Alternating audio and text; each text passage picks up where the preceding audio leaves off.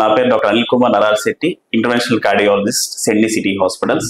Valve replacement operations చాలా మంది చేయించుకుంటూ ఉంటారు. సో అది ఎవరిలో చేస్తూ ఉంటాం అనేది ఈరోజు చెప్తాను నేను.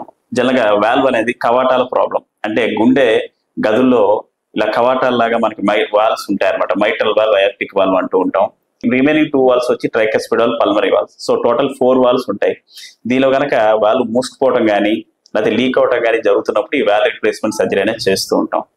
ఈ వాల్వ్ రీప్లేస్మెంట్ సర్జరీ చేసేటప్పుడు 2 రకాల వాల్వ్స్ యూస్ చేస్తూ ఉంటారు. ఒకటి మెటాలిక్ వాల్వ్, ఇంకోటి వచ్చి టిష్యూ వాల్వ్. సో ఇప్పుడు ఈ రెండింటి మధ్య మనం డిఫరెన్స్ తెలుసుకుందాం. మెటాలిక్ వాల్వ్ వచ్చి కొంచెం కాస్ట్ తక్కువ, యంగర్ పేషెంట్స్ లో ఎక్కువ యూస్ చేస్తూ ఉంటాం.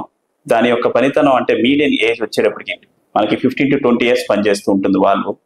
అలాగే ఈ వాల్వ్ తో ఉన్న ప్రాబ్లం ఏంటంటే, ఈ మెకానిక్ వాల్వ్ తో దీనికి యాంటీ కోగులెంట్స్ అంటే ఎసిట్రామ్, వార్ఫరిన్ అనే టాబ్లెట్స్ లైఫ్ లాంగ్ వాడుతూ ఉండాలన్నమాట. అదే మనకి టిష్యూ వాల్వ్కి వస్తే కనుక దాని యొక్క అడ్వాంటేజెస్ ఏంటంటే 60 years అబోవ్ ఉన్న వాళ్ళు మనం వాడచ్చు.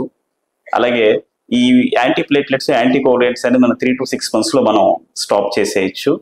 దీని యొక్క మెయిన్ డిసడ్వాంటేజ్ ఏంటంటే దీని యొక్క లైఫ్ స్పాన్ వచ్చి ఓన్లీ 10 to 15 years మాత్రమే ఉంటుంది. ఈ వాల్వ్ రీప్లేస్మెంట్ సర్జరీస్ జనరల్ గా మనం ఎక్కువగా జరిగే వాల్వ్స్ వచ్చి అయార్టిక్ వాల్వ్, మైట్రల్ వాల్వ్ అండి. ఈ 2 కూడా లెఫ్ట్ సైడే ఉండే వాల్వ్సే. మిగతా వాల్వ్స్ చాలా అరుదుగా చేస్తూ ఉంటాం. థ్యాంక్ యూ అండి.